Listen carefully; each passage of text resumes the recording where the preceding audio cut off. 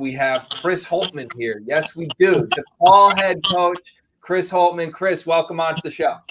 Hey, it's great to be with you guys. I appreciate it. I enjoyed the critique of everybody's hair and outfits and good and the bad and the ugly right now. You guys got a hard crew right there. That's a tough crew.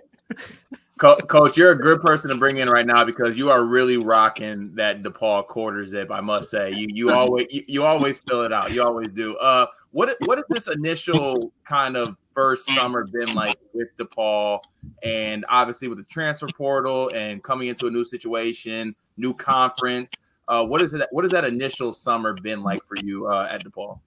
You know, it's not been unlike what a lot of guys experience taking over a job, outside of the fact that, you know, we had to add a whole new roster. You know, I'm not the only one, I don't think, that's added a ton of guys. I might be the only new coach to add an entirely new roster. But, you know, I think it's been a lot of fun. It's been trying to get a lay of the land and understand where we're at and some of the how we wanted to structure our team. That's the biggest thing. I think roster construction, how it fits your system, how you want to play, how, you know, I kind of reflected back on, you know, our first 5 years at Ohio State in terms of we had a great blend of old and young guys, and we also were really versatile across the boards, and also some of my Butler days.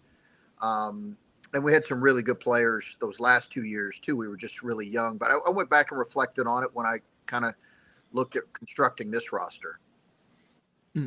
Yeah, and you mentioned sort of getting the lay of the land in the Big East. And I know, so we had Hunter Dickinson on a few minutes ago, and Carter asked him if he missed the Big Ten now that he's moved on. But I'm curious to know, like, as you've been, you know, sort of getting to know this new job, getting to know this new conference, is there any big takeaway you have as far as, like, the differences in Big Ten style of play versus Big East style of play that stuck out to you? Yeah, I mean, the obvious is the Big Ten has had bigger big men, you know, consistently. It's been a little bit more bruising of a league than the Big East that I remember. But, you know, I will say this. I think we'll reflect back in 25 years at what UConn's done and maybe look at it as the most impressive thing in the last, you know, couple decades. I just think their dominance is been incredible. But the league in general, the Big East is generally a little bit faster. At least that was my experience. And I think that's true. It's a little bit more guard and wing driven.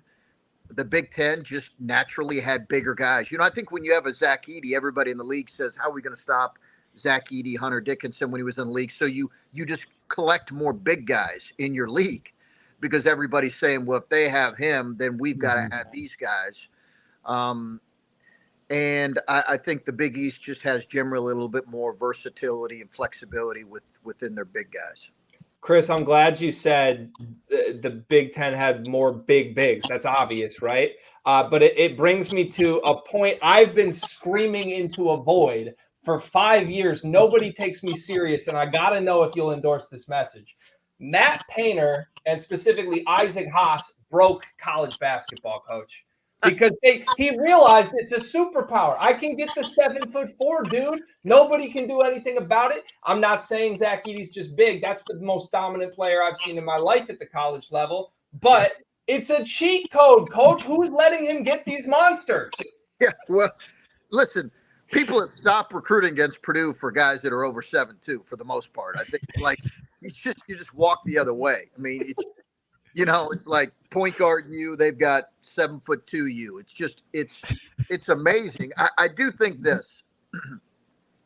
He didn't reach what he really wanted to reach, and you guys know this, until he had Smith and Lawyer and those guards that, and Jones, the kid who helped him this year, you know, those guards really grow into their own. They were always good. They were always Sweet 16 caliber.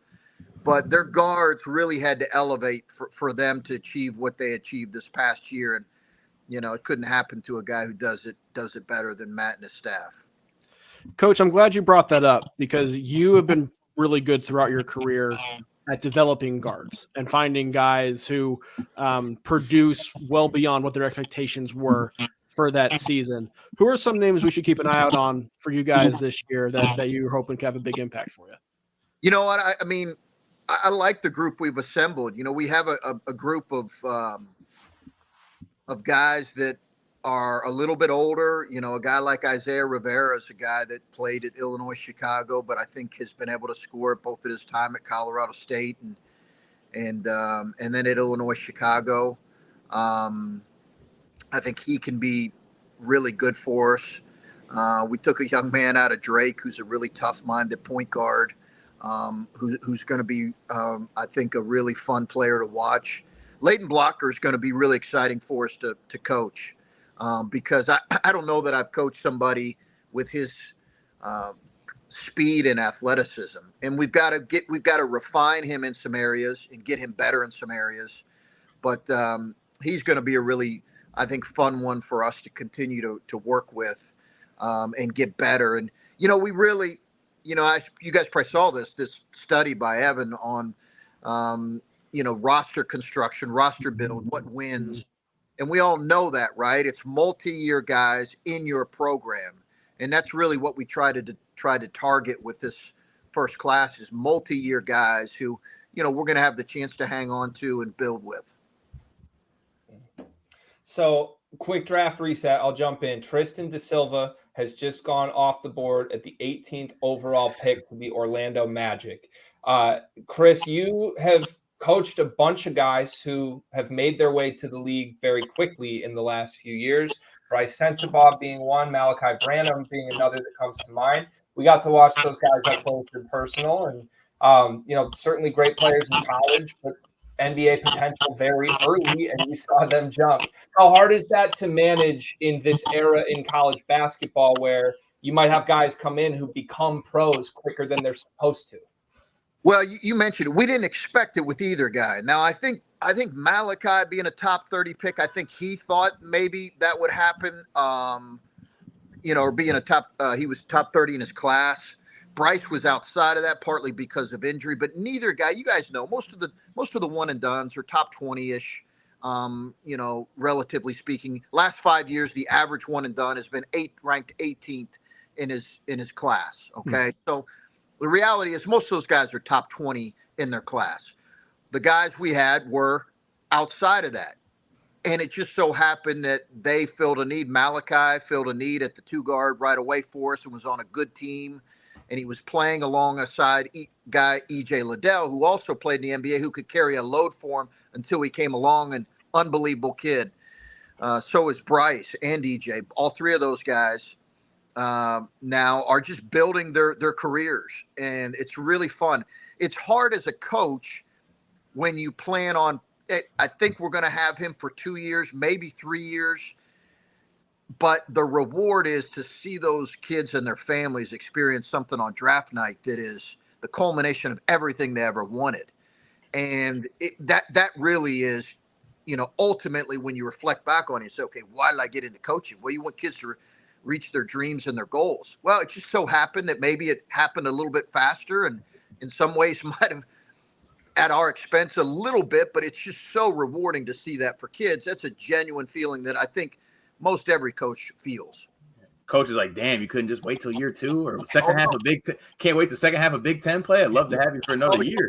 Yeah, you don't think I said that to both of them? You know, when they were in their rookie seasons, you don't think I called both of them and say, hey, man, you know, you don't think you could have just stuck around another year? You know, they love it. They love it. But I called both of them.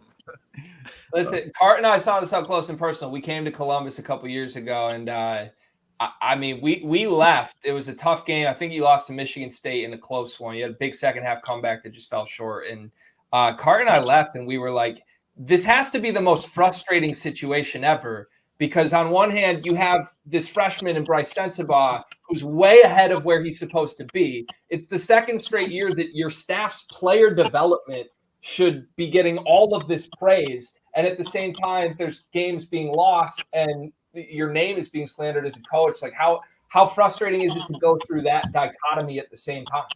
Yeah, it's, you know, I think you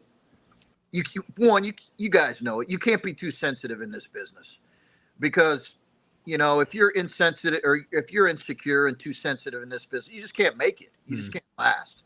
You got to be confident in who you are and what your belief system is, and know that there's going to be criticism, and some of it's going to be warranted, and a large part of it won't be. And you've got to be able to navigate what that is. And I felt really confident in our ability to develop our players, whether with us for a couple months, a year, or a couple years. And, you know, I think where I probably looked at is, hey, you know, Bryce would have really benefited from an EJ Liddell. You know, that would have really even helped him at a higher level. Malachi benefited from Kyle Young and EJ Liddell. We were successful because we had the right mix. And that's I think, what you shoot for when you're building every team. All right, Coach, we're going to let you go. Thank you so much for making time for us. And we just talked through a bunch of pros you developed at Ohio State. I'm looking forward to watching you at DePaul, man. Fresh start, and you're not going to struggle. I believe this is going to work out for you, Coach. So thank you so much for being here. I appreciate it, guys. Thanks for what you do for our game, too. I enjoy listening to all of you. I really do. Appreciate it. Appreciate it, Coach. Have a good night. All right. So, again, jumping back into draft stuff, man, I think we pre-thought this out. It's like it's going to be great to have all these